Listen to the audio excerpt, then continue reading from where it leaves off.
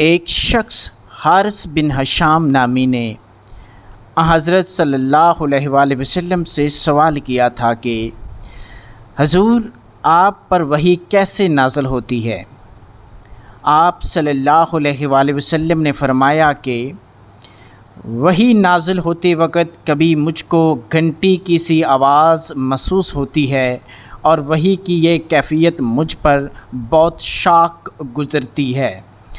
جب یہ کیفیت ختم ہوتی ہے تو میرے دل و دماغ پر اس فرشتے کے ذریعے نازل شدہ وحی محفوظ ہو جاتی ہے، اور کسی وقت ایسا ہوتا ہے کہ فرشتہ بشکل انسان میرے پاس آتا ہے اور مجھ سے کلام کرتا ہے، پس میں اس کا کہا ہوا یاد رکھ لیتا ہوں۔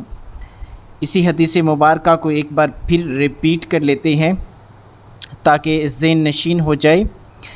ایک شخص حارث بن ہشام نامی نے حضرت صلی اللہ علیہ وآلہ وسلم سے سوال کیا تھا کہ حضور آپ پر وحی کیسے نازل ہوتی ہے؟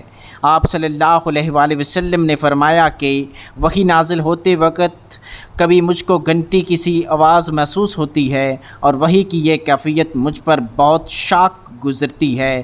جب یہ کیفیت ختم ہوتی ہے تو میرے دل و دماغ پر اس فرشتے کے ذریعے نازل شدہ وحی محفوظ ہو جاتی ہے، اور کسی وقت ایسا ہوتا ہے کہ فرشتہ بشکل انسان میرے پاس آتا ہے اور مجھ سے کلام کرتا ہے، پس میں اس کا کہا ہوا یاد رکھ لیتا ہوں۔ بخاری شریف حدیث نمبر 2۔